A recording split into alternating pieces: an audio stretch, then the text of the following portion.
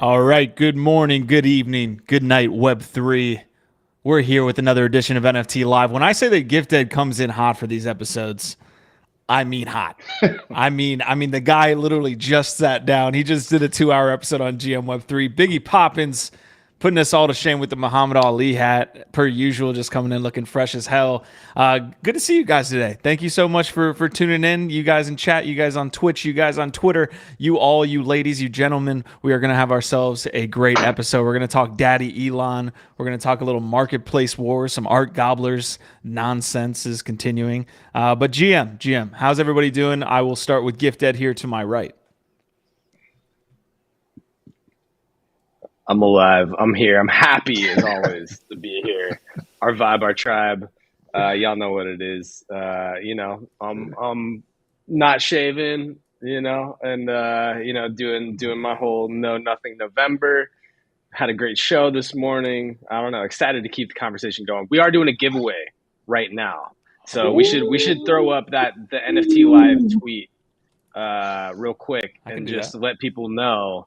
If you like, retweet, and tag or comment with your ETH address, we're going to randomly select some friends that are hanging out with us in the chat to win some DBs NFTs during the show today. So that's what's up with me. Let's are we still expecting Ronan? Is he going to pop in? Or are we missing Ronan? I told you that he messaged me and said that he just doesn't. He literally said, "I don't like Gifted, so I cannot attend these shows anymore." He doesn't fuck with me anymore. That's fair. I'm not for everyone. That's a fact. So I see that. Biggie, how you doing today? While I put the tweet here in the chat for you guys. I'm fresh as a daisy, man. It's been great. Like I had like a couple of days to just kind of like zoom out, pull away from Twitter and all this mayhem and just watch from afar. And first of all, props to you two that you guys do it all the time. And like you said, you jump from the spaces over here because honestly, man, it can get exhausting sometimes, dude. And I'm just glad I missed this whole art gobblers debacle, although I'm sure we'll touch upon it a little bit. But man, watching it from afar, I was just like, I am glad I am not partaking these next few days. I do not want any of this. You wouldn't have accepted a free mint that's worth 20 ETH now, really? You would have passed that up? Oh no, for sure. I just don't want any of the conversation, bro. Like it's fucking exhausting to watch to see, like all the speculating, what should have been done, this was right, it's the fucking cabal, it's this and that. Man, I'm glad. I'm glad I was away for it. Honestly, You know what sucks about it the most is that everyone's kind of right. Like everyone's right. Everyone's bringing in good points. You know what I mean? Like there is something to be said about the past of the creators and these things, and there's something to be talked about of market making being a good thing. Like we'll get into this discussion as we go on. Clearly, we had a full convo on the Alpha Morning Show this morning, but it does feel like everyone's bringing in good points, but it's just seems like it's wafty right now in the room.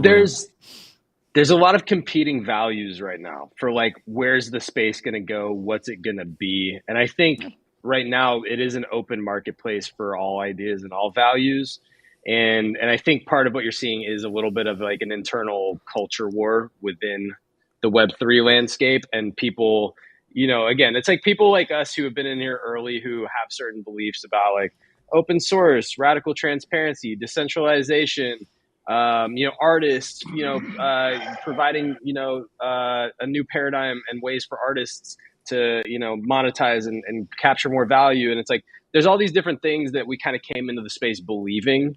And then you get VC money, big brands coming in with very different values. They don't necessarily give a shit about any of that.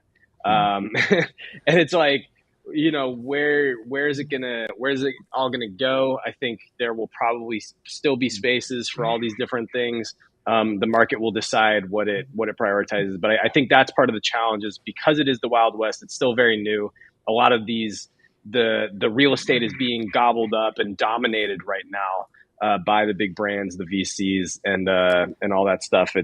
It can be a little bit disheartening, and especially when there's not a lot of transparency around it. And so for me, it's all about trying to understand what's really going on, because I do think there is kind of a cabal, right? It's like there's these VCs, there's the big money, there's the influencers that are participating in that now, the insiders basically, who are, again, in crypto, in NFTs, which is a subset of crypto, in the space. The insiders and the early adopters usually make out like bandits. They usually get most of the benefits, and then a lot of times it's the retail and the people that get FOMO'd into it that end up being the exit liquidity.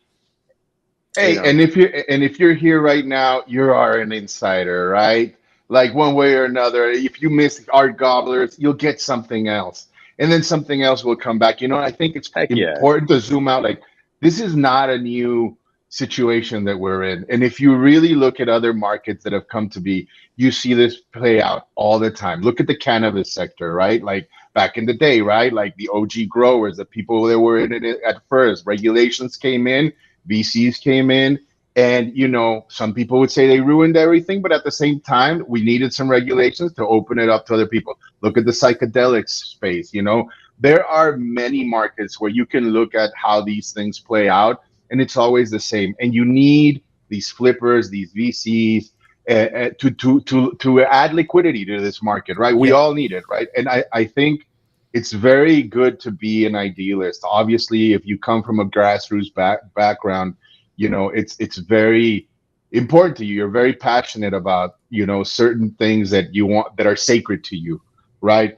But it's important to understand that, we're in this battle and this negotiation of creating this brand new market, and it's open for everyone, not just for you, right? And so I think the answer is going to lay somewhere in the middle, right? Like, but we need this innovation. We need to see insider trading. We need to see rugs. We need to see everything, in order to find out like where the fucking happy medium is, right? Yeah. There's insiders in every industry and every market. So Snepsid's also saying more like market manipulation versus market making. I think that's a good way to put it. I think there's a lot of regulation around market makers. Having rub shoulders with people who do that for a living. There's a ton of regulation when it comes to how much liquidity can be put on both sides, how much can be manipulated, quote unquote. Whereas if you're buying up your NFTs to then sell it later, there's no regulation around that. So you can really, getting back to the word of the day, is manipulate that. And I saw Era as well. Gris is saying, well, market makers manipulate the market. That's their business model today, trapping volume. Look, market makers were huge in that ICO run too. This isn't new for the Web3 space. If you were a project that really had good ideals, unless you could get market makers to add liquidity to your token on some sort of exchange, I'm sorry, your token just was not heavily traded unless you were like the 1% outlier that somehow was able to garner up enough interest, So part of it is a business model, as you both are saying. And if you go back in history, right, like back to the original, like the great crash of what was it, 29, 30 some, like you could see, like all these protections, right, like the accredited investor requirements these days to invest in like early stage startups and everything, they were born out of that, right? But back in the day, if you looked at it, like there were like rooms, there were like meetings of people that got together, very much like we do now in Discord, to discuss angles, different opportunities. And like, let's face it, like we're all looking for alpha, but all alpha is insider knowledge, right? An edge, whatever you want to call it, right? And I mean, ask Nancy Pelosi, right? She's taken like a couple of punts here and there, right? That were to her benefit. And the problem is like there are a lot of gray areas where people like to push the boundaries, see what they can get away with, right? And it's unfortunate, but that's reality, folks. Like if you want to be an early pioneer in this space, if you want to be one of those guys that got participation before it went mainstream, this is what you have to contend to. So stop whining, crypto Twitter. I see you. Yeah. Well, and I think, and that's it's a good sort of segue, right? Because the goal is like, okay, how do we, like, I think Q, the way that you put it was about finding your own gun or something like that. It is about like, how do you arm yourself to, to survive and thrive in the space, given, these different competing values and the ways that these projects are being launched and pumped basically. But I think one of the most important things that, again, like most people aren't out here talking about this transparently. And that's one of the issues that I have, is just the amount of smoke and mirrors in general, right? And so like they don't obviously want to come out and say that they're pumping their own bags to increase, to create the liquidity in a new project or do X, Y, and Z. They don't want that to be out there or be public knowledge. They want it to all feel very organic. That's how they trap in the retailers. They think that this is all like, a real thing. But I think in reality, we should all just know that these VCs have their bags tied to the success of these projects, and they're smart enough to understand that you have to have that volume and liquidity to kind of get the economy. Each of these big projects is its own little economy. You have to get it going somehow, providing liquidity. And the way that you do that is basically by pumping your own bags. And so again, everybody throws around the term wash trading. I think there's some nuance there between like trading between your own wallets versus buying up and pumping your own floor and then trying to sell it to retailers and get them in. There is some nuance, but I think just understanding that a lot of these VC-backed projects, they are going to pump their own floors because that is how you create the economy, get the liquidity in there. And that just is what it is. I think that, again, it's about understanding so that you can like better operate in the space. But I think for me, it's just frustrating as a outsider organic creator to know that this is what you're competing with, and that this is kind of the standard for what people think of as a successful project, because it makes it much harder for the small guys now to compete when all the big projects are basically using this easy button, this launchpad program, because it's succeeded. It's working for them. They have this easy button that not all of us can have access to. I think of all the comments that I've heard over the past 48 hours, that's probably the most objectively true, right? Like if everything else is kind of like up in the air and kind of gray, the one thing we do know is it does make it harder for legitimate projects to actually like find success now, because this is now the bar that's being set. It's like, oh no, it has to pump to like 10 ETH. It has to go right out of the gate. It has to be now all these like guidelines have been raised essentially. So I'll make this more personal, right? So like with DBs, we were able to truck through and sell that out over the course of about 6 months. We sold out our first project DBs. And even though like with the primary sale, like there was like, I think it was about 1.2 million in total revenue that was generated, because not all like that didn't translate to that big secondary spike on OpenSea. Most of that volume isn't tracked. So there's like 50 ETH or something volume, on OpenSea. It's not a verified collection because you have to hit like 100 secondary. So it's like people look at that and they're like, oh, well, that's not a success when you compare it to what these other projects are doing. And yet for us as the little guys, literally just figuring out shit, doing an early project before most people, innovating in a lot of ways that people hadn't even done shit. Like I look at that as like, yo, that was a big success. We accomplished some shit with this project, but we're compared to art gobblers, right? So it's just hard, man. That's the reality. I want to give a shout out to one of our tribe members as well, Easy and Crypto, who jumped up on stage yesterday talking about this stuff and said like the solution, because that's another thing we should be looking for, right? We shouldn't just be, to Biggie's point, all up here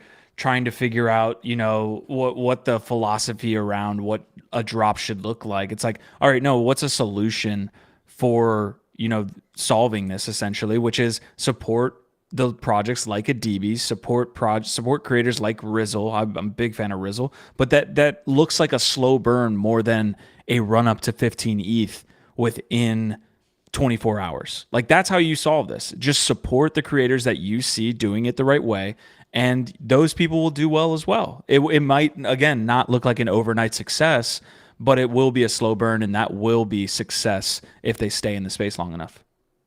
And also understanding that by buying into these projects, you are basically at the end of the day pumping the VC's bags more, right? It's like who's actually behind them and benefiting from these projects, and what's the more sustainable route to go, right? Like we need the market makers, to Biggie's point. Like we need this shit, but just understanding like when you're spending, like who, like it's like buying local, shopping local versus buying at Walmart. There you go.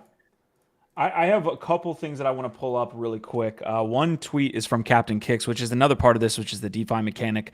So I am going to pull that up. I also want to pull up the fact that the floor went up to 22 ETH. It is now sitting at about 18 ETH. This is via NFT Go's platform. You can see there was a pretty big up. How's that floor feeling? How's that floor feeling, Q? How's your ape? Is your ape sweaty?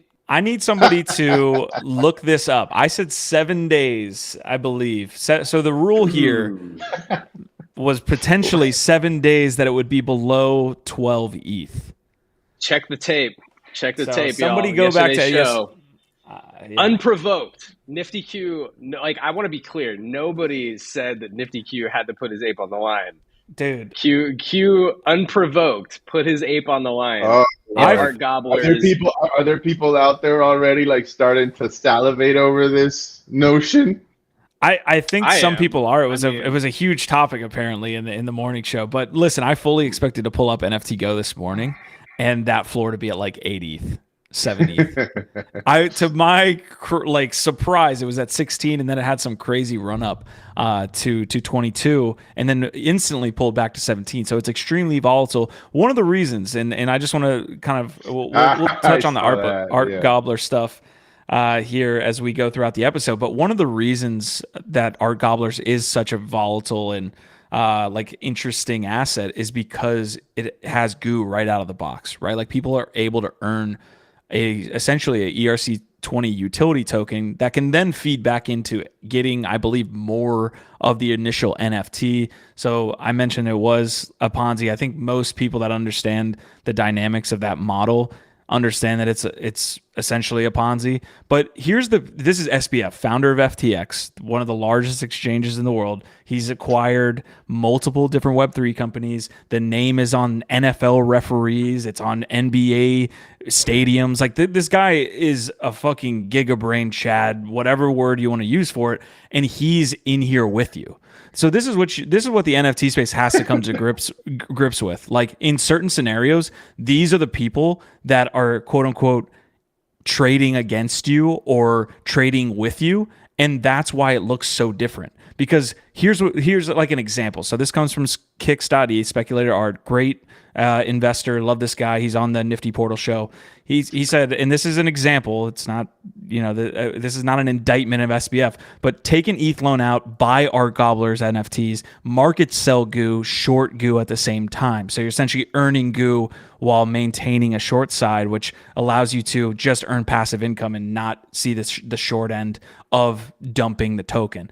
That adds a whole nother type of mechanic into NFT sales. So we're talking in the GM Web3 show about floors and about how good the art looks. It's like that's not what these people care about.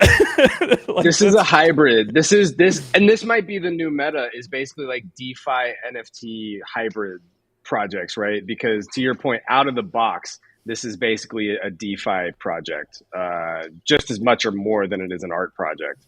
And it's weird to me though that they're trying to wrap it in the sort of NFT art thing, and it makes me a little bit uncomfortable. I'm not gonna lie, because again, to me, this is clearly a DeFi Ponzi-nomics, situation. The art's cool, so I get it, but I feel like they're trying to wrap. And I think use that. More importantly, GIF, honestly, if the majority of the people that are complaining out there took the time to even try to comprehend, like you said, the Ponzi-nomics of this whole thing, you should immediately give up, right? If in the honestly, if in the real world, most people should not be day traders, right? What makes you think that in this wild west of a world, you're going to have an edge, like you said, going up against people like SBF and stuff like that? Keep it simple, folks. Keep it simple. You don't need to fucking, hit it out of the gate every single time, right? Stick to what you know. If gaming is your strong suit, do that. If art curation is your thing, do that. If community and grassroots stuff is your thing and DAOs, do that, man. But be okay with letting shit go, And if other people have home runs and do well, wish them well. Be happy for them, because it lifts us all up. You know, What? That's just my point. No. Fantastic. I mean, you guys should be paying attention to what Biggie just said, because that is, again, he's giving you two solutions. One, support creators that the small business, large business type of analogy that we mentioned. And now he's giving you another example of what you should be doing, which is not trying to chase this stuff. If anything, you should be trying to learn, bide your time, learn a little bit about this stuff, and then potentially have a chance next time. But really, I mean, there's just huge players getting in, man, and it's a wild scene, and it's what we want. Don't get me wrong; like, this is part of mass adoption. Like the crypto traders weren't essentially getting into NFTs when we were getting in back in the day. There were some, but now there's one. It feels like it's going. Yeah, go ahead. No, I'm just saying, like, if you never play poker in your life, if you don't have like a degree in like game theory, if you didn't like day trade back in the day, then what the fuck are you doing trying to play this game right now, right? Like, I mean, if the FOMO drew you in here and the dollar signs that are what you're looking at, then man, you're gonna get burned. Like you're better off like it's a long game, right? Like you that's what you should be thinking about. Is like, how can I still be here 5, 10, 15 years from now? And it's not going to be by aping into this shit or by like FOMOing into the next one that comes around. It's like, learn the game, learn the ecosystem, know who to follow, and yes, you will get burned every now and then, but shit, do it like responsibly, no? Like at least risk reward, like read a couple of things. Yeah. Genetics has some of the greatest comments coming in right now. Love to see him. Yeah. By the way, we're gonna hook up. Definitely hook up Snepsid. I see Snepsid in the chat. So congrats, Sneps. You just won a DB's NFT. Hold on. We'll hook you up. Hold on. Snepsid said, "What the heck is an OVOT?" So we have to tell Snepsid what an OVOT is before you win anything on this network. I don't know who wants to tell. I'll hit it. Our vibe, our tribe. It is essential. It encapsulates, not to get too deep, but it encapsulates a lot about what we're talking about, which is essentially that in order to survive in this space, you need to find a tribe and that you connect with, the vibe part of it, obviously, and that's kind of how you get by here in this industry. It's very important. Yeah. Go ahead. Yeah.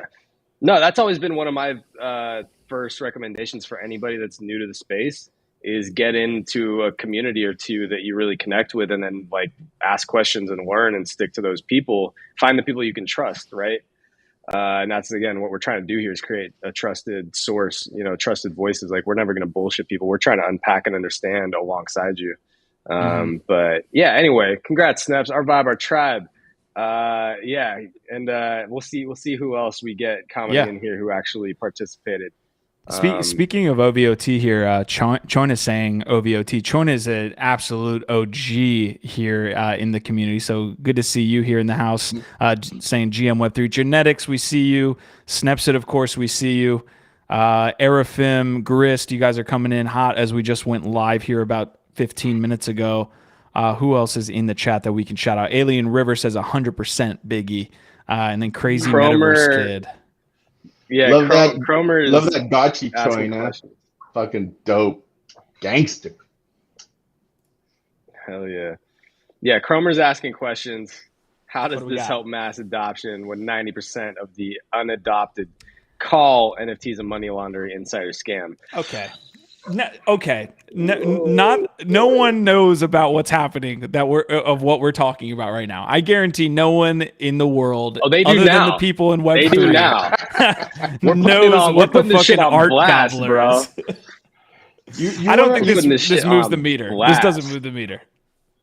You know what I wonder about? It's like, okay, holiday season is coming up, right? Like, you want to talk about like a massive opportunity to onboard your friends, your skeptic buddies around. This is it. You don't have to give them a Bored Ape or a Punk. Although if you want to give me one, I'd be happy to accept it. But you can do it on Polygon. Get one of your favorite like communities even. Like, it doesn't have to be like a gaming or an art piece. Whatever floats your boat. But I think that like, and it speaks a lot about this space, right? Because I see it all the time. It's like, are you a giver or are you a taker, bro? Like, again, like, Well, if you're a giver, this is the chance to do it right now. Holiday season's coming up. Give an NFT to a friend or a family member. Ooh, Onboard them. If everybody did this around the world in this is a crypto good Twitter, challenge. we would double the amount of people, triple maybe, the Yeah. onboarding opportunities to other people, right? Like, let's see if it gets done. We should probably promote this on Twitter, for the next 2 months. I'm excited to give away NFTs this holiday season because, frankly, that's where all of my assets are anyway. But to your point, Biggie, about like punks and apes, like if the Art Gobblers floor stays above 12 ETH in a couple days, Nifty Q is gonna have to give away his ape to somebody. Maybe I don't it's even you. own this. Biggie, Q, maybe Q is gonna be gifting you an ape for Christmas. I don't know. It's a mighty fine ape. Or for Thanksgiving, because it's gonna be sooner than that. This is what happens with Bored Ape is that like they'll go months and months without putting anything out, like any updates other than the merch drop, which I didn't even get into. But they won't put anything out and will be like FUD at all-time highs essentially. Like the ratio of them putting out some type of utility for the project and the FUD is like way inversed. So right now I'm just getting all the FUD on Bored Ape. So if you own a Kennel Club, if you own ApeCoin, if you own all that stuff, FUD is at an all-time high, and I'm putting it up right now that I will give away. I still will do this if in 10 days. And this was Snepsid coming through. Snepsid said from 10. yesterday. So 9 days. Okay, 9 days. Okay. Has to be below 12 ETH. 12 ETH. Okay. All right, we're getting absolutely crazy today. He just doubled down. He just doubled down on giving away his ape. All right, listen. We are pretty much off and running on today's NFT live episode. We do have a little bit more to touch on with the Art Gobbler stuff. I don't even know if we want to get into it because it goes like outside of objectiveness and I'm already exhausted. Okay, all right. Already exhausted, bro. Just okay. So I'll give a TLDR in 10 seconds. There was some like history with the two founders of Rick and Morty, of which one is Justin Roiland, the co-creator of Art Gobblers. So all of this is kind of getting unpackaged as they're in the limelight now. We're not going to bring it up on screen. We're not going to do any of that stuff. I don't even think we'll cover it. I mean, like it's tough to even. I feel like I have to do my duty to y'all to tell you that this is happening, but I don't think we're going to cover it as a topic today. So do your own research there as far as what you make of it. The other thing is, and this is what you need to do your own research on. I just gave like a little finger tab right there. Anyways, we're getting absolutely crazy on Rate My Bags. We want to do this segment more and more, but this is a stretch, but we're going to show it. And if you guys want to cover it now, we can. But Rate My Holiday. Holidays were brought up. Do we gift it? It's like, no. This is bear market vibes if I've ever seen it right here. Jesus Christ. This is going to be at the end of the episode, so stay tuned. What's up, Gif? Well, yeah, this is going to be highly controversial. Can't wait for that conversation. But yeah, we're going to go ahead and hook up Choina also with a DB. So congrats, Choina. Since you're here, I saw you participating on Twitter. You just won a DB also. Big love to you. I don't know what to do with my hands here. Okay, yeah, great. I know. You're clearly struggling. Great giveaway. Yeah, I'm just juiced, man. That espresso's hitting me hard. I'm ready for Rate My Holiday at the end of the episode. But anyways, we have to move into our second topic. I guess we did cover art gobblers there early. So if you guys have any questions about that, definitely drop it in chat. Please leave a like. If you do not leave a like on the episode, I will not be giving away my ape, even if the 12 ETH floor has not been reached. So definitely leave a like. If it's your first time here, we're doing this on Monday, Tuesday, Wednesday, and Thursday. Every single freaking day, pretty much, other than Friday, which is a holy day for us. We are doing this every week. We're doing this all the time. Hopefully you guys can attend as well. And then GIF is doing the GM Web3 show prior to this, 2 hours prior, if you want to tune in on Web3's Twitter. I'll link that in the chat here as we get started. Okay, biggest story of the week. I feel like you're just moving the goalposts on this whole ape thing there. But like the video anyway, so that he's committed. That's all I have to say. Please do. Please do. Okay, we are starting with Elon Musk here. We're getting to our next topic. Elon Musk put out some tweet about Twitter Blue updates. I'll try to pull up the actual tweet, and then we will get into some of the stories. But essentially what we have here is Elon asserting his, ownership over Twitter, So he's basically, and again, take this with a grain of salt. This isn't like strict guidelines that are applied to Twitter immediately, but he basically said Twitter's current lords and peasants system for who has or doesn't have a blue check mark is bullshit. Power to the people. Blue for $8 a month. This was essentially said as $20, and then he took it back and put it down to $8. But you can see in here, it says priority and replies, mentions and search, which is essential to defeat spam, ability to post long video and audio, half as many ads. So just a bunch of different features for Twitter Blue itself. And I want to get your guys' thoughts on, we already kind of covered Elon's takeover of Twitter, but now you see him asserting his ownership, as Biggie said. So initial thoughts as we get into some of the other stories. Well, I'm no Twitter expert, Gift, but I know that people have been complaining about the platform for freaking ages. It's stale, it's not fair, it's botted, it's all this stuff. Non-stop complaining. Finally, someone comes to shake shit up, but for some reason, now he gets flooded, and it's not good enough, or it's not doing right, or anything. I don't understand crypto Twitter, so I'm all for it. I can't wait to see. I think this is just step one of many different trials and tribulations that we're going to have and innovations. It doesn't mean it's written in stone. Of course, some people are complaining that, hackers and people are going to be able to game the system. Sure. But then again, there will be good things that come out of it, and we will adjust course accordingly, right?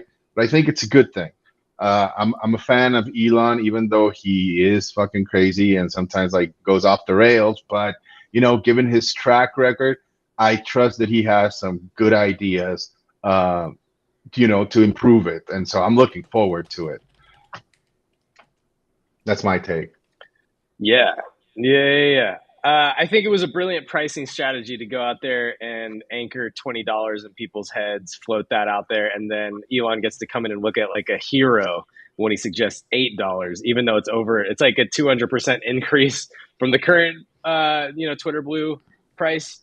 So anyway, I also agree with you, Biggie, that look, this guy is under tremendous scrutiny. He's in the public eye basically 24/7, trying to innovate and dude, running a single business is hard. The guy's running multiple multi-billion-dollar businesses. Yeah.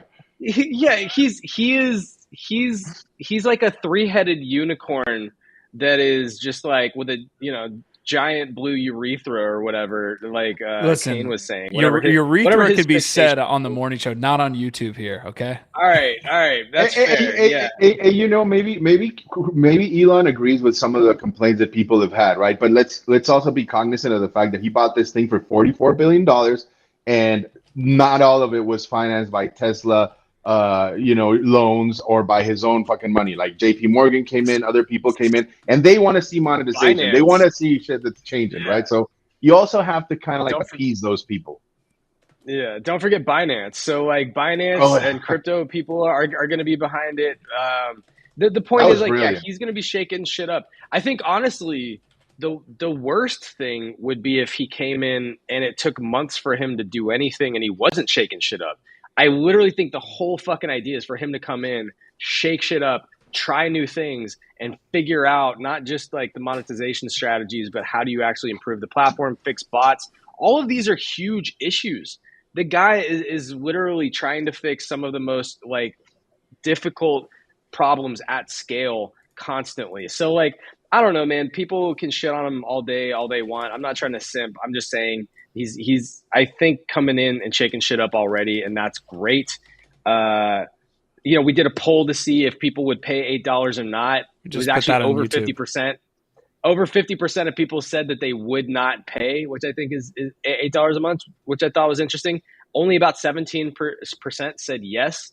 I think there's some conflicting information right now around the way that it's being positioned with regards to verification, because his tweet about the lords and the peasants makes it seem like paying $8 should also provide a way to get verified and to verify your status. But also it seems like right now, maybe that's not the way. So like Andy James said, dude, he's flying by the fucking seat of his pants. He doesn't have it all figured out. None of us do. And it'll evolve over time.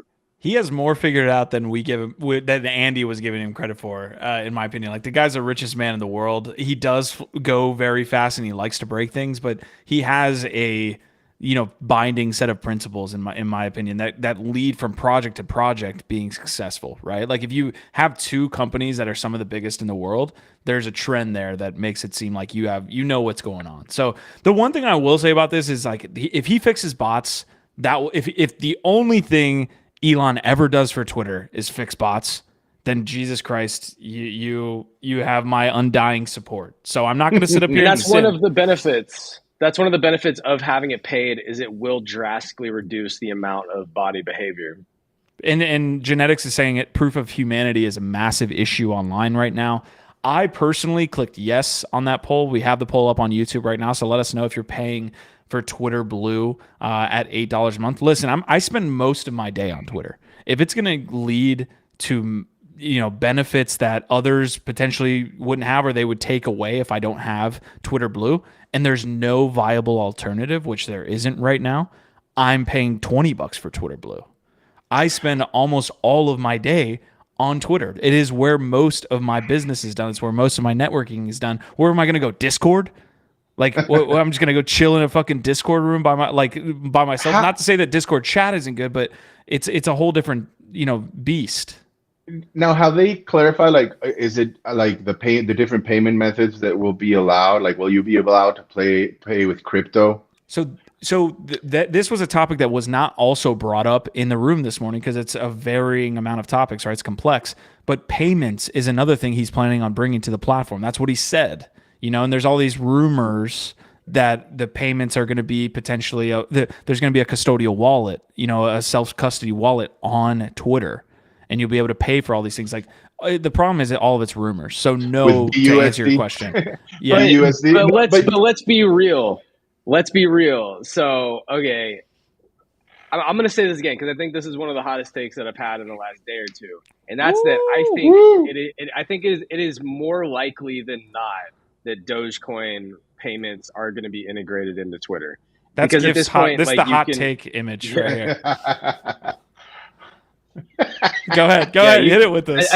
At this point, though, you can look at all the things that he said. I think Elon, because of who he is, the resources that he commands, and the way that he moves, like, he is the kind of guy that, like, if he wants to make something happen, he generally is able to go out and make it happen. And he's been talking about Doge for a long time. He's already been floating ideas about having Doge payments on Twitter. He's been talking about, wouldn't it be great or funny if Doge became like the global currency? I just think at this point, we were talking about earlier, people right now, they're taking out ETH loans to go buy goo and gobblers. It's like, dude, if anything, I'd be taking on an ETH loan to buy Doge. And none of this is financial advice, but like, yeah. I just think it's more likely than not that Doge is going to play a role in Twitter's future. I mean, let's not forget that Elon comes from the PayPal mafia, right? Like, he knows payment rails very well, right? And that's why I was asking, because I wonder, like, if one of his strategies is like to only allow certain payment methods for this blue mark, right? Where maybe scammers will have a lot harder of a time obfuscating their tactics, right? They'll be a lot more traceable. Good, bad, I don't know. Like, for some people that like to remain anonymous, it might be an issue, right? Like paying, but maybe it'll also reduce a lot of these scams that we see on Twitter. So it'll be interesting to see. We are going to get into some of your comments here in chat because there's some really good ones. We're also going to pull up Elon's tweets on like the feature updates, verification being the biggest one, right? Like the blue check and whether that's going away, whether it can be bought is probably the biggest conversation, and one that hasn't really been fleshed out. In Elon's tweets, he's basically saying, again, like the peasant versus overlord situation needs to be changed. And that leads you to believe that people might be able to buy blue check marks with the $8 a month with Twitter Blue. I'm not necessarily in favor of that. I do think, like, even though it kind of sucks because you do have that like peasant to overlord situation. Hey, It's props still to him, like what a copywriter. Like even with that, like he's so good at like framing shit, right? Yeah. Like get everybody talking. Like it's insane. Like honestly, like It's a solid it analogy. looks simple, but like very few people like have that capacity. he, Like it's really good. He is. He's great at explaining complex things very simply, which is what you need if you're a founder for sure. Here's another thing, and this was GiftDead's main point, was like he didn't want to feel like he needed to pay for Twitter Blue, which I totally kind of get. If they're not going to pay us back, we do a lot for Twitter. You know, the users are the power people of Twitter. They're like literally the power users of Twitter are the people that make it run. This is, I guess, the other side of the coin here. So if you are paying for Twitter Blue and there's a revenue stream to reward content creators, then it feels like a good, kind of synergistic relationship there. But this is what I'm bullish on, is Twitter felt like for the longest time, like they were just attacking all the wrong things. Like they were just going after like weird, I hate to, call it like political issues, but just fix the fucking app. Just make it better. You know what I mean? Like they were tackling a lot of free speech issues that took up a lot of their time, which was a lot of their focus. And hopefully, we just get back to making the app better, starting with the fucking bots. Fix the bot issue. I can't even use my DMs. People can't, decipher between two individuals. I'm on a soapbox right now, but it feels like it feels like features are going to start rolling out for Twitter, which hasn't been something they've done. Yeah, something's happening. Speaking of bots, our chat is getting botted right now. So does that mean we made it? Did we make it? Yeah, guys? I think so. If our stream's getting botted, yeah, congrats. Thank you, XXX69.biz. Appreciate you for stopping by. Hopefully Elon will buy YouTube next and work on that bot issue. Yeah, a lot of great comments. A lot of great comments coming through. But I'll say this: if you load up, we're talking about Doge. Let's see, a lot of Doge comments here in chat. Arthur is saying we have a name now for the subscription service. So Twitter Blue has been the subscription. Did you guys buy Twitter Blue when it first came out? And was it for the hexagonal image of your NFT? Because I didn't, and I was surprised how little I cared about that. And the edit feature. The edit feature. Have you used that feature? I haven't been using the hex lately because my current PFP is not an NFT, but I was using it for a while, and then the edit feature, which I use sometimes. I don't use it that much though. To me, honestly, getting me to pay $8 a month without the verification feature is actually a harder sell. So that's why I was actually excited about. Like, if it gives you a way as a content creator who's a real person who just wants to be verified, then like I'd be willing to pay $8 a month. But like if it's not that and it's just like the edit feature and like longer videos, I don't actually know. Well, he did say something about the post being able to be seen by more people, so they would actually like game the algorithm apparently to reward people. So you're gonna get priority. It's pay for play now, baby. Yeah, but then I mean, we saw this already like happen, right? Like with certain scam artists, buy a freaking Bored Ape or a punk, have it verified on Twitter, and automatically it legitimizes them, right? Like, and everything they're saying, and they get a bunch of followers, and then they scam them, and they go and sign up somewhere else, right? Do it again. I don't know. Like, I personally never bought into it because I do like having some kind of privacy, I mean, I'm comfortable, right? Like, if anybody ever wants to come challenge me over my Moonbird, I have the bitch slapping rights for that, and I can do it. Like, I'll show up to that fight any day of the week, but I'm not looking to fucking like put it out there in the world. I don't need that shit. Like it's enough as it is that like I'm here talking with you guys with my face and my Twitter and everything like that. That's enough. We'll see. You never wear your Moonbirds hat or your Moonbird swag outside your Out house? in real life, I need to get a mask made. I've been thinking This is about it. We have some like great Mm. piñata makers around here, and so I have been. I might surprise you this holiday season, Gift. Let's just say this: one of these streams, you might just show up and be like, "Caca!" we had a Perfect. cowboy Yeah, hat China- yesterday or 2 days ago. Yeah, I China's saw that, speculating dude. It was on- good. Yo, Twitter blue airdrop speculation. I actually like that. That's an interesting take. Good luck with that one. The airdrops. The airdrop speculation though is a little bit rampant in the space, and most of it, like the whole thing around the ETH merge, I was skeptical on. I don't think that really went anywhere. But hey, check your wallet, China. The tokens did launch. Ethereum proof of work. You can buy. You probably got $100 worth in your wallet if you want to check it out. If you want to claim. Did this move the needle for you guys at all? The Twitter tiles. Well, I haven't seen them actually in my timeline yet, but yes, I think it's cool. It's further integration and it adds marketplace capabilities and marketing capabilities for NFTs. So I think it's fucking awesome. Like again, like these are digital assets. They need to be integrated into these different popular platforms for them to achieve their full utility and value, right? So it's like I'm just excited to see more applications developing around the utility of digital assets and marketplaces, right? So I think it's amazing. I haven't seen it in my timeline yet, so that's why I haven't really been engaging with what they're talking about. I know they're just starting to roll it out, but I think it's awesome. Fair take on Twitter tiles there. The take around paying to be on Twitter is tough because someone mentioned decentralized social media. And I like whenever anybody says they're going to create the next Twitter, I kind of cringe. It's like social media platforms have been like historically the hardest to displace because they work on like that Metcalfe's law or whatever, where network effect. If you have one telephone, it's basically a worthless telephone. But the more people you add to that network, you essentially make it more and more valuable. Listen, like, but it has been done, right? Like it has. Once upon a time, there was a thing called MySpace, and with a lot of money, with a lot of money or a lot of timing. It was either one. You had to either be really good on the timing or really good or innovation, right? Because we're seeing it right now. Blur just took over OpenSea, it's #1 marketplace in a freaking month. Only because okay, for that Blur. Guess who Blur is backed by? Yeah. Guess who Blur's back by? Paradigm. Guess what the most volume is happening on Blur right now? Our Gobblers. Sure. Right. but let's not discredit the amazing innovation and the Ponzi-nomics, if you want to call them, of it.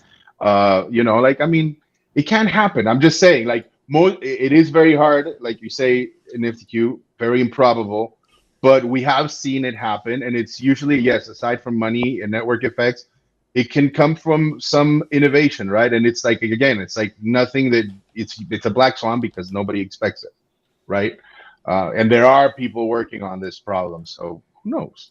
I'm just saying, a little bit of hopium out there for people. I like the take, tying it back into Twitter as we wrap a bow on this conversation, because Snepsit says, can we move on to NounsDAO instead of simping Twitter and Elon?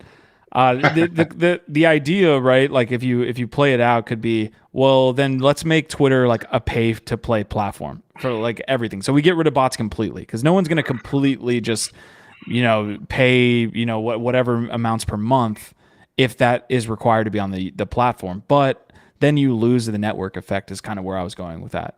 Part of Twitter being awesome is that it's kind of this open area to get free news regardless of how much you're paying.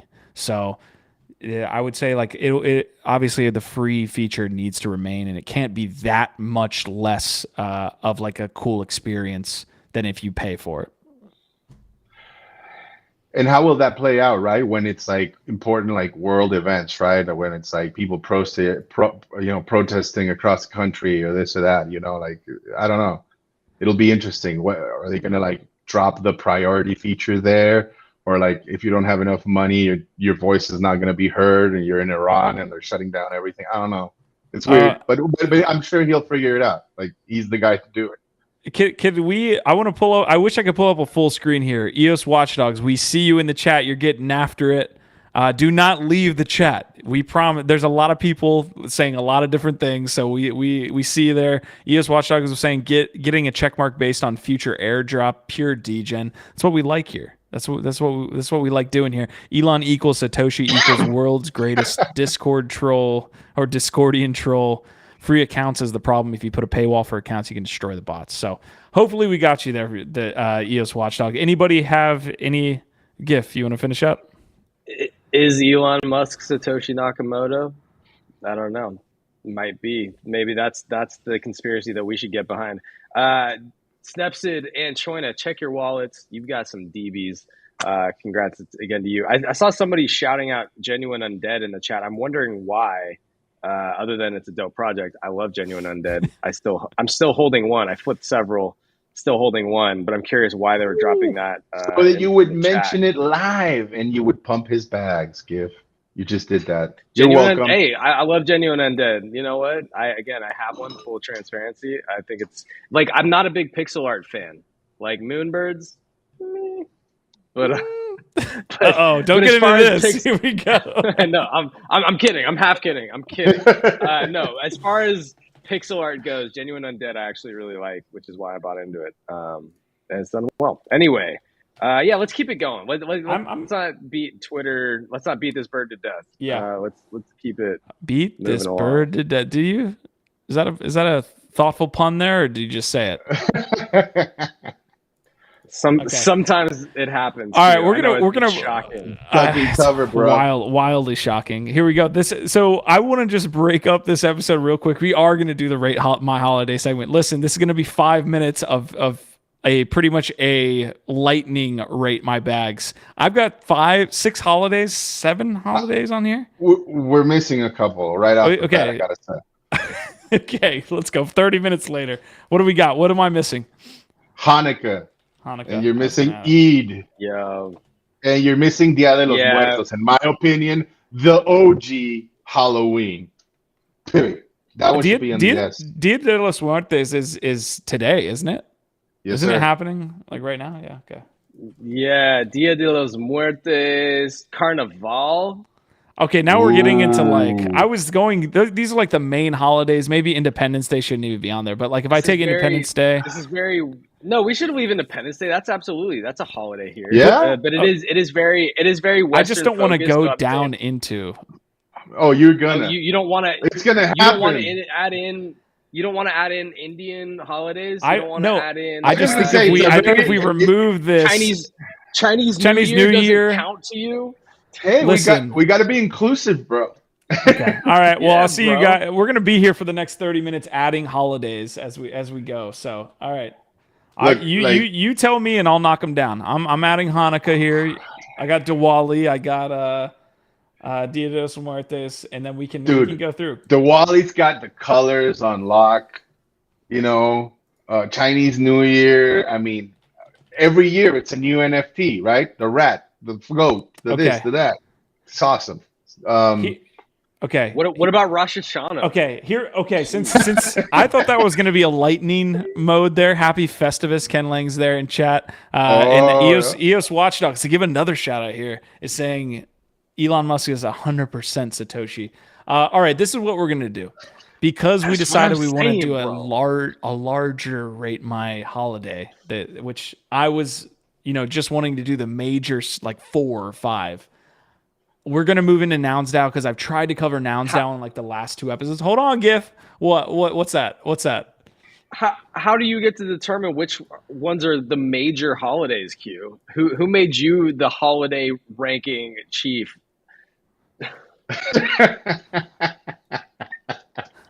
Christmas, Thanksgiving. I was saying so. Christmas, Thanksgiving, Halloween, Easter are probably the holidays. New Year's. Okay, so 5. Those should. All right. Bastille Day. No, I'm kidding. And he's got. Okay, NounsDAO. I want to cover NounsDAO, man. We talked with the NounsDAO team recently. I think it was like early this week or late last week. If you don't know what NounsDAO is building, we're going to kind of give a quick overview of what's happening. But the real story, I believe, is the Nouns Builder launch, which is basically a sub DAO of of NounsDAO. So stay with me here. When we talk DAOs, we don't want if you're new, just hold on for dear life while we jump into DAOs. But essentially, what they're doing here with NounsDAO is using Zora to create a one-click tool for people to create their own DAO. So if I go into Nouns Builder here, unlock the possibilities of collective creation, everything you need in one place. The auction piece is really important to this, which I'll get to in a second. Obviously, on chain has to do with artwork. No code, so easy use for people that don't have a lot of coding knowledge to create their own DAOs. Allows you to have a treasury as well as governance all in one. And again, this is a partnership with Zora, so it's on Zora's platform, and you're able to start with a vision, start a DAO, all on chain. Now, that wasn't a promotion by any means for Nouns Builder or NounsDAO, but I just wanted to really highlight what's happening in this ecosystem, because I don't know if people really have an idea of what's happening across, the details essentially of what's happening inside this ecosystem. But and please, guys, jump in whenever. Please save me, as we kind of go through this process. But essentially, if I can get this down, the details around Nouns is that this DAO is receiving revenue, constant revenue, via a one-a-day auction of these Nouns NFTs that, if the reserve price is met, that is sold and added to the DAO. If it's not, I believe the NFT is burned. Now, this happens daily. You can move this, and I believe the Nouns Builder, for example, or Little Nouns, does this every 15 minutes.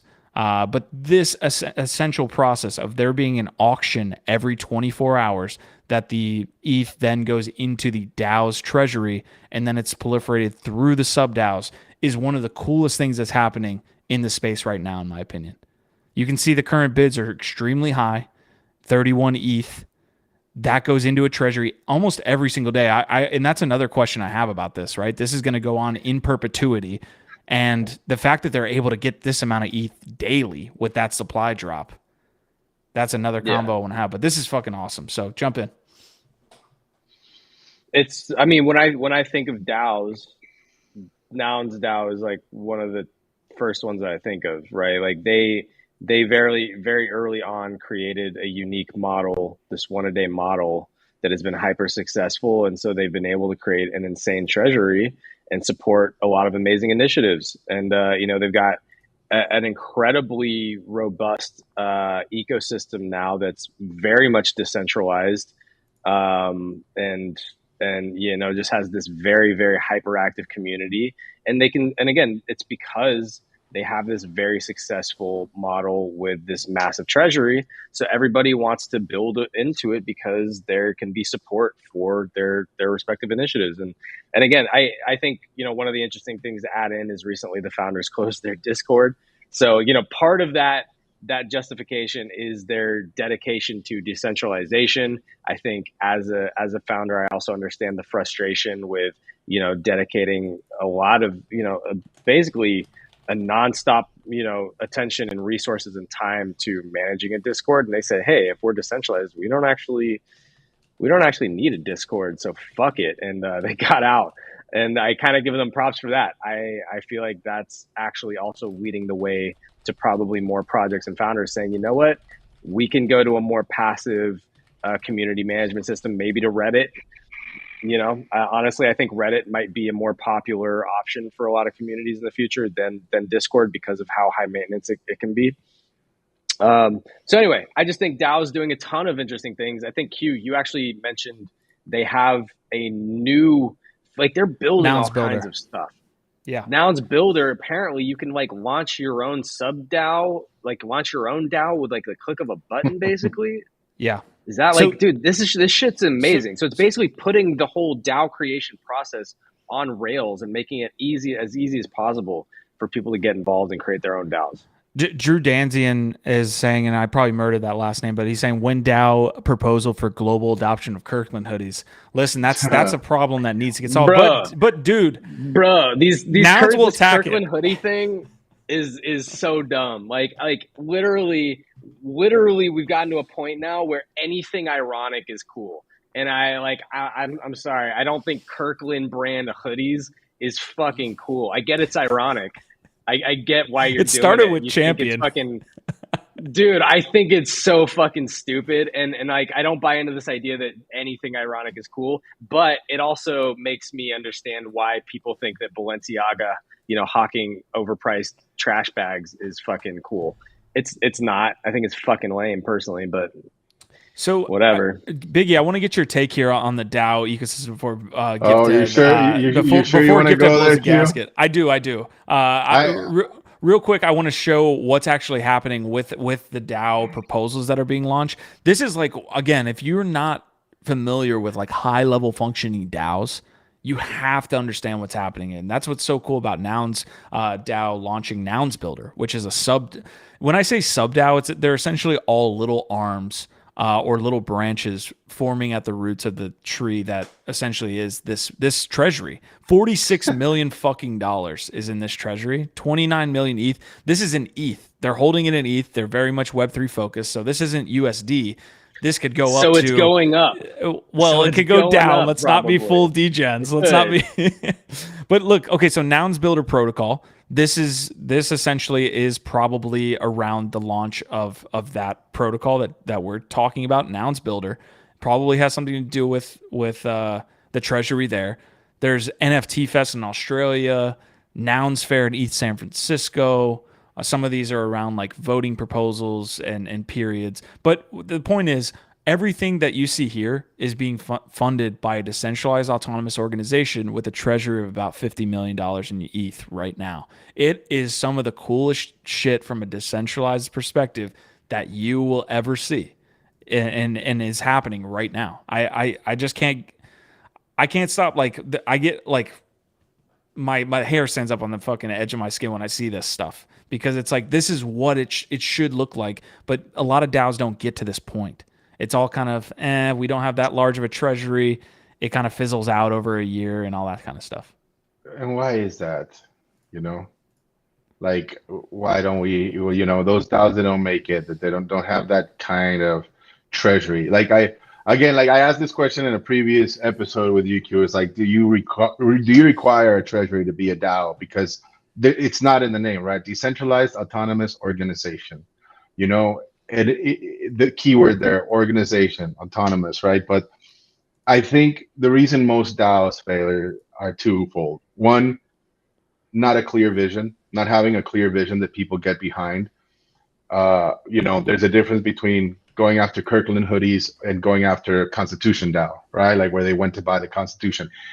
And I'm not saying that Kirkland hoodies can't happen. Like, we will see some meme, some crazy meme joke of an idea that the world will find appealing, and they will get behind it, and they will form a massive DAO, maybe with a massive treasury, right? But it's a clear idea, like something that's enticing and that people want to belong to.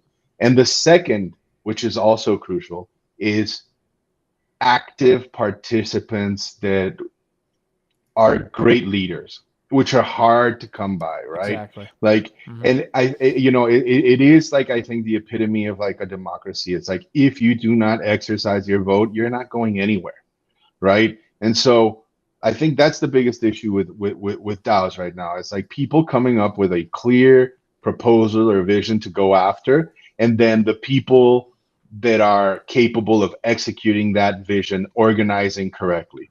And so, of course, you're going to see a high failure rate at the initial stages, right? But when you look at like the high performing ones, like you're talking about, Q, you can look at Flamingo DAO also. You can look at Constitution DAO. Like you can look at Friends with Benefits, which is a very different slant on it, right? It's not NFT based, it's token gated. But these DAOs are really trailblazing and showing us what is required to be successful in this particular space in the crypto sphere, right?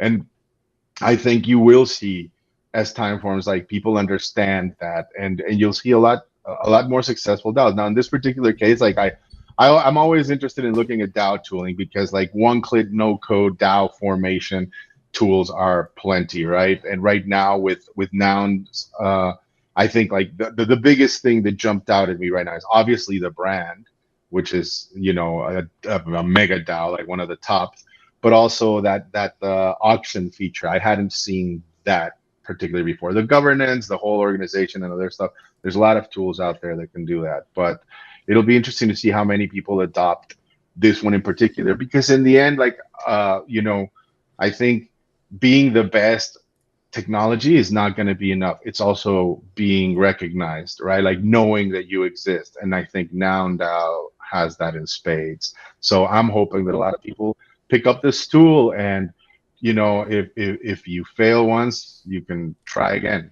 That's the cool thing about these things, you know. You can start small. The open source, I think, again, on that note, like, they deserve a lot of respect because they do actually legitimately stand up for or promote a lot of those, you know, Web3 native values, like decentralization, but also open source and transparency, right? And they're leading and innovating in the whole DAO sphere, but they made their code, their system, all that stuff totally open source. And yeah, they're doing a lot of this stuff in a very open source way. So they deserve a lot of credit. So I've got the summary of NounsDAO, again, the large kind of overarching organization that is formed off this. Essentially, again, it says it right there. One noun is trustlessly auctioned every 24 hours, and they have amassed a treasury of $50 million. And that's a lot, obviously, to be able to go out and create and proliferate. And this is exactly their goal, to proliferate the Nouns ecosystem. So if you're interested in building in the Web3 space, that's another piece that we can, you know, touch on before we get to the end of this episode. It's like, if you're interested in building, you can make a sub DAO within the Nouns ecosystem. And I think one of the interesting things to just understand about, like, why, like, you might be thinking, oh, well, one a day forever, that's like, that is so much total supply. But based upon a 10K collectible, you know, standard, it'll take 27 years to create 10,000 NFTs for that one collection. So it's like, this is a long-term play, and the supply is actually going to drip out very slowly compared to, you know, what a lot of these bigger collections are worth. So I think that it at least has a good chance of holding fair value, especially, again, as the space mainstreams. If Nouns continues to proliferate, become much more popular, if the Noggles become a global meme and people want to get in, I mean, you can see how the supply dripping out. Like, over the next 5 years, there's only going to be like 1,200 or 1,500. Yep. You know what I mean? It's like, there's not that many of them. And so it's like, if it can proliferate and keep growing, like, the demand could drastically outweigh the supply over the next 10, 15, 20 years. And then there's other ways to get in. So the Lil Nouns, that's like every 15 minutes. And so it's not perfect. It doesn't happen if there's no winning bids or whatever. But like, Lil Nouns is going to have a much higher supply, much faster, because it's a much faster mint. But the actual OG Nouns, like, that supply is going to stay pretty tight. I'm glad that you brought up the Lil Nouns, because it's an important concept of like increasing supply, but of another NFT collection, right? Like, you're increasing the supply into the Nouns, quote unquote, ecosystem. Maybe not the largest Nouns, right? I think the floor is around 54, 56 ETH at this point, but the little Nouns being auctioned off 15 ETH. I can try to find it, actually. Let's see. But that allows people to actually get into that ecosystem, because the floor price is, and I'm looking at it right now, 0.15.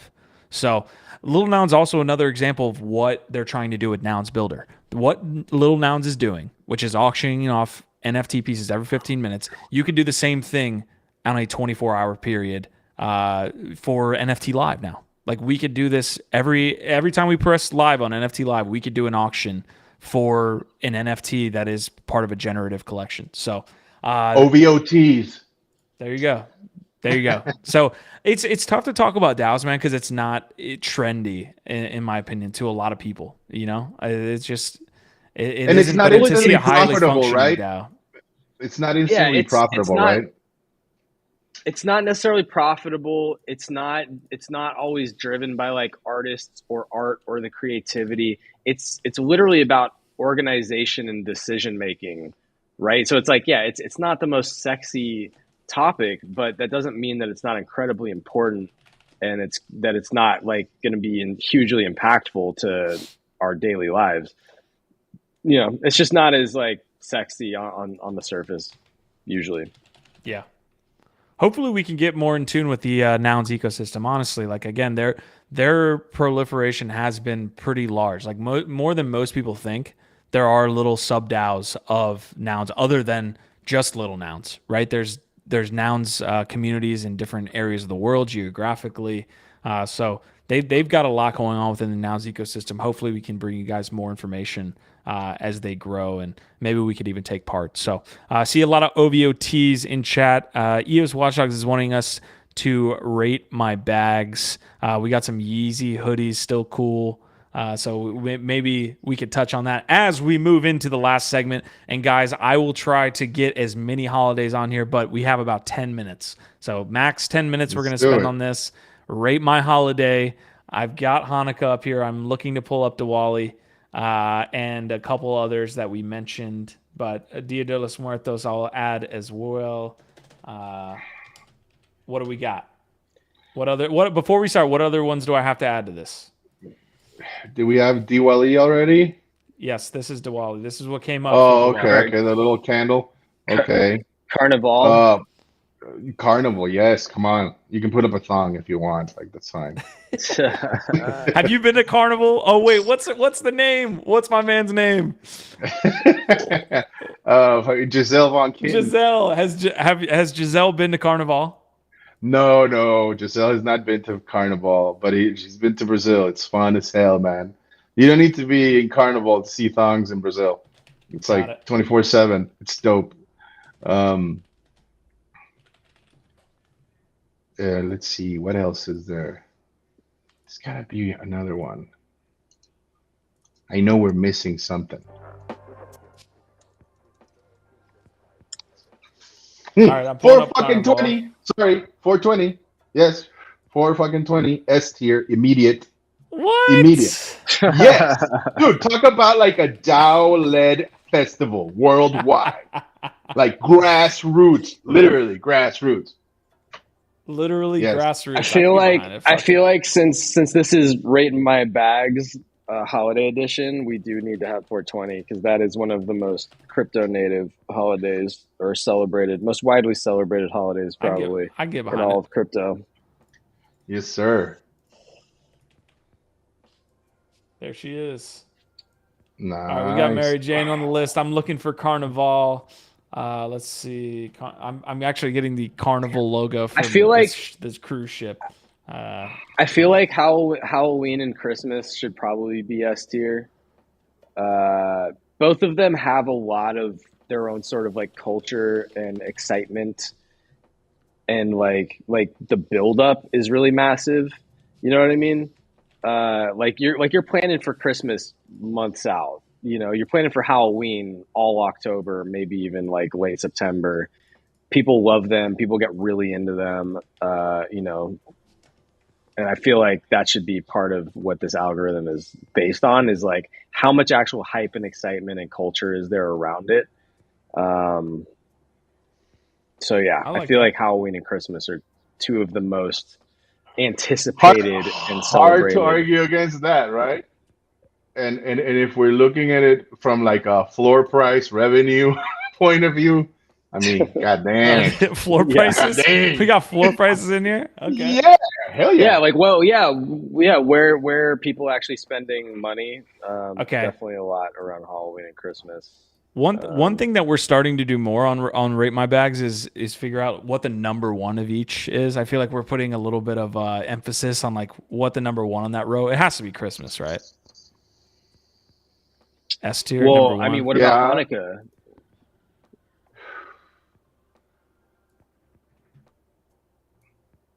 I thought you were just gonna cover, put it on top of the Christmas tree. Is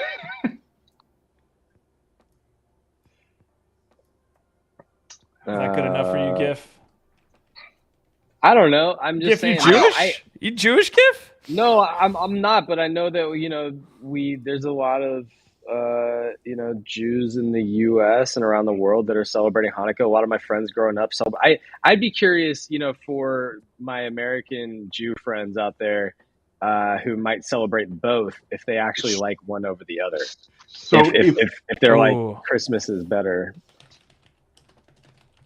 that's a fair question. or if they think Hanukkah is superior. I just keep thinking of like Adam Sandler songs and like, yeah, it's like, I don't know. Smoking marijuana. So we just got a Oktoberfest comment, which I attended Oktoberfest this year. I have to add Oktoberfest. Yeah. How does that? So okay, don't speak a bad word about my. Okay. No, you get to rank it then. You're the one that has the most recent relevant experience with Oktoberfest. So you get to decide where it fits. Okay. Should we rank it on Alien River? on floor, like on consumption? It's part of the algo. It's part of Gifts algo. Yeah. Okay. So definitely. My scientific holiday. Valentine's Day should be up there too, man. Valentine's Day like rakes in a lot of dough. Okay, so here we have our initial set. This is somehow Thanksgiving, which I'm going to change. I don't understand how that is Thanksgiving. All right, so we have enough on here almost that we can kind of get to. St. Patty's Day didn't make the fucking list. That's wrong. That's a good one. Yes. Wow. That's a good one. Shout out Will Boswell in the chat. Okay. We see you. Let's do this. It should be rated on consumption, like, or floor price, whatever you want to call it, like money. And the other one on how fun they are, like how much people look forward to them. Biggie, I don't know if I like how you're trying to actually fine tune the algo. Like you're trying to man, constantly tweaking it, man. You gotta, Okay, I like it. I'm trying to find a good. You'd think I could find a good 4-leaf clover, but I guess we'll go with that. That'll work for now. Look for a leprechaun, man. Okay, what are we doing? What do we got? We got a bunch on here. If you see any that we're missing, please help us rate my holiday here as we go on. So let's see. I'll find a turkey for Thanksgiving. Okay, 420. St. Patty's is St. Patty's. I think St. Patty's is a B or a C. I think it's B or a C. Like St. Patty's is fun as shit, but like I don't know that it compares with like some of the top tier ones. Like who? I just don't know if the list starts to come together. Like the whole thing with St. Patty's is like you there's a river that gets dyed green and there's a festival in Temple Bar, in Ireland, and like. But every city, kind of, it's like Dia de los Muertos, for example, doesn't get celebrated as much. In different areas. Like Cinco de Mayo is definitely more of a... Well, but so to that point, I actually feel like Dia de los Muertos and St. Patty's might be on the same level because of that. They're a little bit more niche. Like, they're both fun as shit. They're both cool. But, like, for us, at least, like, I don't know. So, like, if we have any Mexicans... Not so many unique holders. I get it. Yeah, exactly. If we have any Mexican friends here, who do celebrate Dia de los Muertos very often... let us know. It does. I will throw this out there. Dia de los Muertos has its own Disney movie that's actually really good. That is true. So that might bump it up in the algo. All right. Here's one that's celebrated by literally everyone that I'm going to make a case for in S tier is New Year's. New Year's probably. But like New Year's, like I would. There's just like I don't know. Like I feel like there's also like a lot of fist fights and a lot of people that like get depressed on New Year's. And like I don't know, like it's like B or C tier for New Year's. I say. Wow. It is very widely adopted. There's massive. You just put St. Patty's Day and New Year's and St. Patty's Day on the same level. I would put New Year's at C level and St. Patty's Day at B level. The Irish are fun as shit, dude. I'm gonna okay. So we're getting resolutions are interesting. We're getting varying. This is where we have to rely on the chat in our algorithm because that is part of the algo is the chat reaction here. So let us know. Era's saying St. Patty's Day huge. Man. St. Patty's Day is huge in Chicago. Diwali in A for fireworks. Day of the Dead is a big holiday. Why is Q trying to hide the menorah behind the Christmas tree? Okay, guys. Okay. Act like I'm like against Jewish people Okay, somehow. Hanukkah not up there. I'm sorry. Damn. Like, come on. Like A maybe, Racist. but Like a true Mexicano right there. All right, I'll have you- you know what, let's be controversial. Let's be controversial. Let's drop Hanukkah down. Let's drop Hanukkah down to A. I'm not doing that. And see, You're the one that put it up in S. You're dude, I can put it down there, dude. I am officially a crypto Jew. You can bring it down to A. Like, it's fine. Like, no problems. okay. No, I'm serious. I'm Sephardic. It's okay. Put it on A. It's not fun. All right, I'm gonna put an asterisk here on this though, because basically Biggie forced me into that. New Year's probably celebrated by more people than any other holiday. Come on, Biggie's baby. over here like, what would Kanye do? That's how Biggie's running now. No. Fuck. No, Hey, man, I'm just no. trying to keep it real, dude. Okay, here we go. I'm gonna say Carnival, although it's fun, is honestly just done in mainly one country, so it really can't be that high up. I would say it's even below. I mean, I'm sure it's a fucking great time. Don't get me wrong, I would love to go, but I just feel like it's a more of a local holiday. Sure. Solid yeah, C I tier. agree. Not everybody knows how to dance samba too, so yeah. True. Oktoberfest, I'll put in that as well. Even though it was a great time, it's very much the carnival of Germany in a way. Dude, Less Sam Adams like celebrates Oktoberfest, bro. Like, I don't know. Okay, fine. so we're basing it on Sam Adams. Biggie wants everything to be S or A tier. Apparently, Biggie's like every holiday is amazing. Every day's a holiday. All the same. Okay, no, but 420 definitely A at least, because I mean you can see, but you can't have Hanukkah with 420. Why so not? I would drop. Yes, you can. Why not? Because it's not fun. Why not? It's not fun. I think Biggie got like beat up by some Jewish people one day. Yeah, you don't like lighting candles every day. You don't like watching. Dickens is saying, "Are you gentlemen not filled with new hope on New Year's?" We got a lot of New Year's comments. Really, like, I personally am always excited about New Year's, although it also comes with a lot of anxiety. I feel like and a massive hangover. It's kind of like the Sunday scaries where it's like Monday's around the corner and you start to just feel like that weight of like responsibility closing in again, and that anxiety starts to pick up. That's like you get the Sunday scaries, but times 100 when New Year's comes around, because you're like, yes, it is a new hope, it is a new beginning, but also there's a lot of responsibility that comes with that. And so I feel like you also get those January scaries or December scaries or something. Okay, so we need participation here from the chat. We're a little bit crossed here on these four. I think we're kind of finding our zone here. Oktoberfest and Carnival probably C's. Valentine's Day. Valentine's Day. Okay, dude. What do we I got? think that is more. Valentine's Day is a good one. I mean, floor price is through the roof. So. Yeah, but that's like a solid B to me, because you know what? It's also very much overrated. That one's. I would say very that much like a corporate. Yes, it's very corporate. And, it's VC backed. Yeah, it's VC backed. It's VC backed, and it's basically just about pumping the VC's bags. So I'd say B at best for Valentine's Day. Okay. Sounds good. Okay. Let's see. We just closed the Twitter Blue poll about like, I would say 15 minutes ago. 82% said they would not pay for Twitter Blue. So a lot of Twitter Blue haters here in the chat. Wow. Okay. Here, speaking of VC backed, Easter. Although that was a little bit much on the bunny. I don't think it's as VC backed, but it does feel kind of. Yeah. It has to Easter be above Valentine's, babe. Easter is not very inclusive.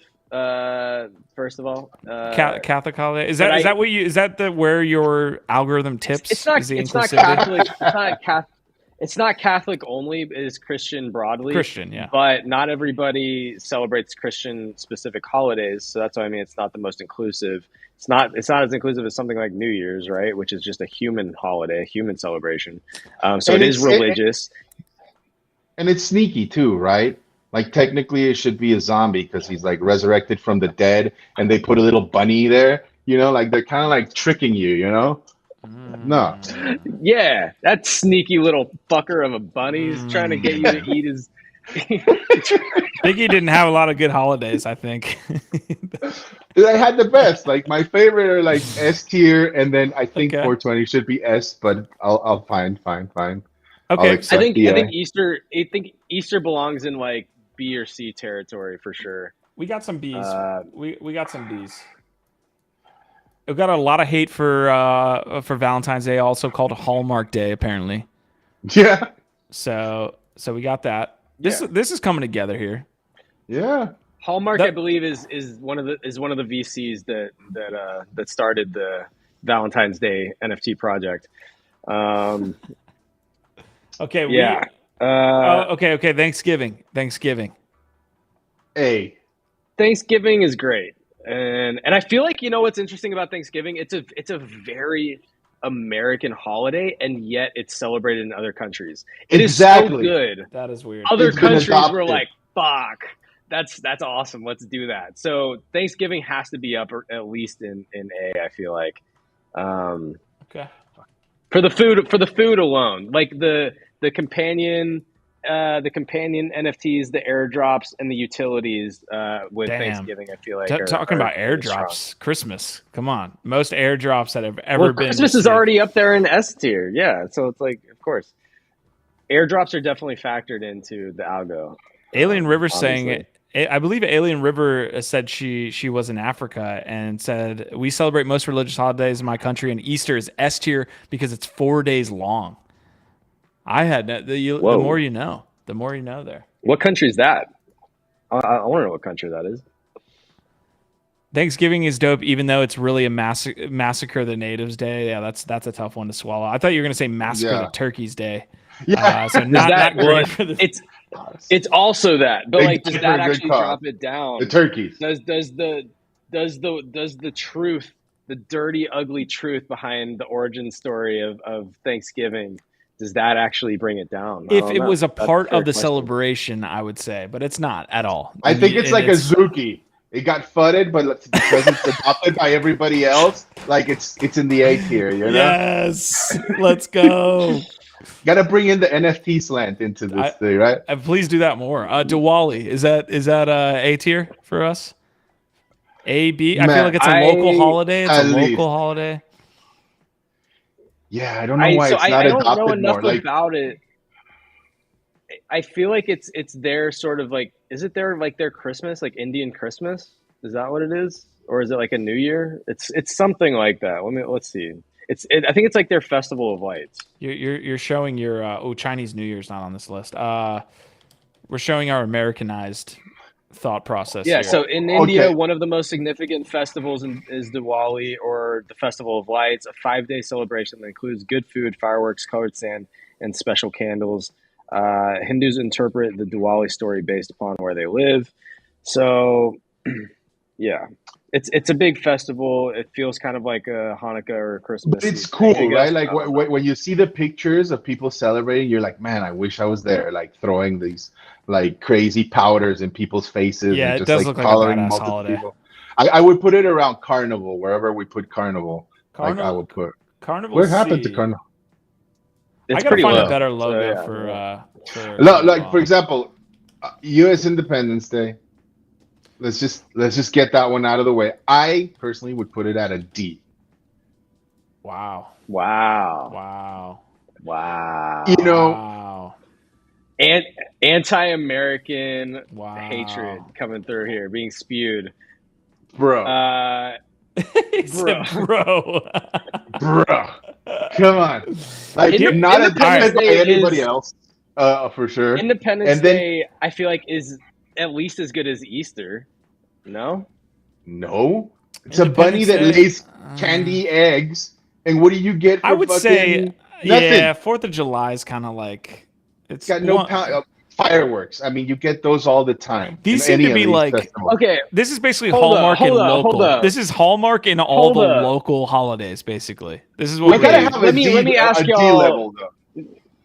Let me ask y'all a real question here. What did okay. you do? What did you do on Easter 2022 to celebrate? Be real. What did you do? No, absolutely nothing. Nothing. All right. What did you do for Independence Day? Nothing. I was on a boat, probably drinking my ass off. That sounds fucking lit, bro. That sounds way better than fucking Easter. I still celebrate Independence Day and go have a good time with buddies and barbecue and fucking watch a game or fucking go out on a boat or do some fireworks or something. I don't do dick for Easter anymore. I have a bunch of great memories of Easter from when I was a kid, and I think it's beautiful. But like, yo, right now Easter ain't shit. It's not like Damn. I feel like it's age specific to little kids and like their parents. You know what I mean? Like, yeah. And then Christians who just celebrate it because it's Easter. But like, I don't know. I feel like Independence Day is actually an event, at least in the U.S. Yeah, that's the thing. It's like here's the algo. Like all of these are kind of celebrated all around the world, right? These are all locals and Valentine's Day. So I'm okay. I could put Independence Day at B, but I wouldn't put Independence Day on the level of a Turkey Day or Hanukkah. So I don't think it's. I think like the algo and the people have agreed that Valentine's Day should be moved to a D.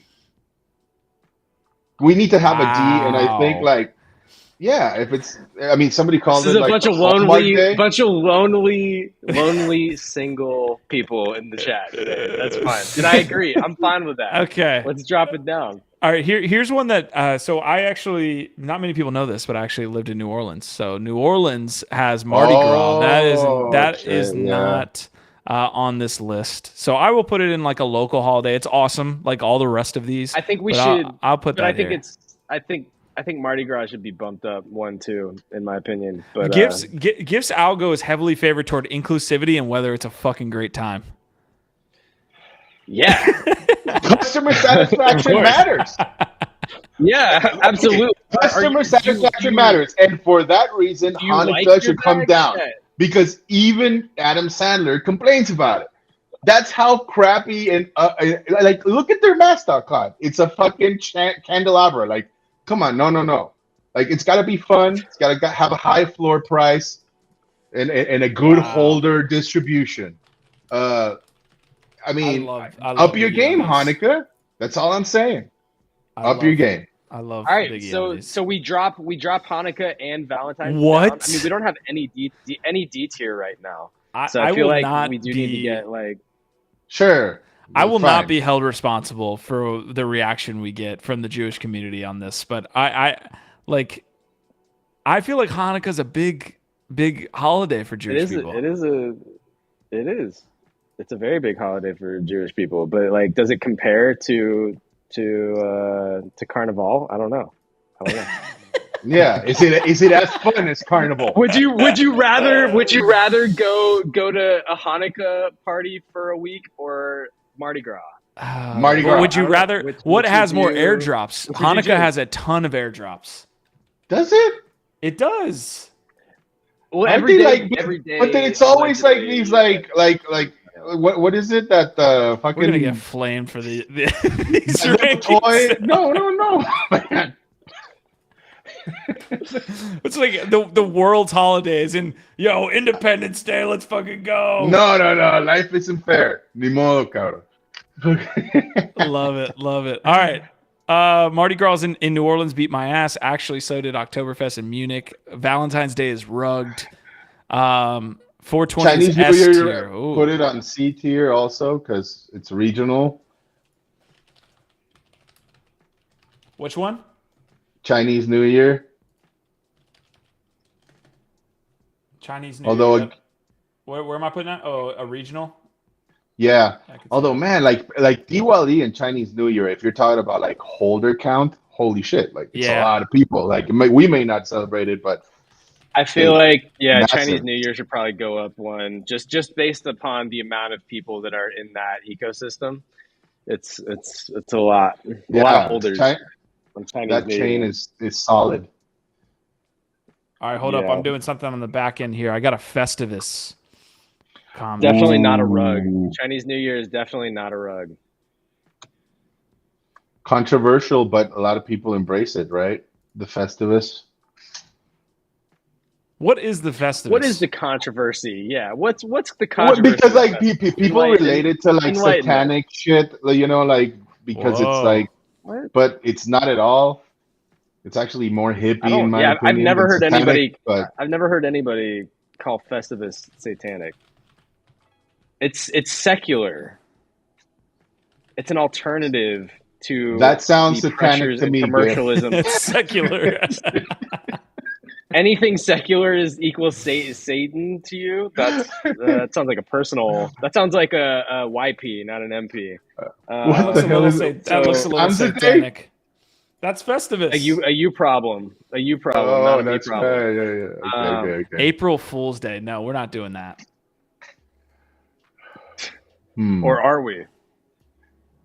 It's fun. Okay, I don't practice it, but okay. Patty's Day and New Year's need to be placed here. I feel like St. Patty's Day is probably more celebrated than most of these. Yeah, Like I feel like New Year's goes B tier. New Year's probably goes B tier. I don't know why.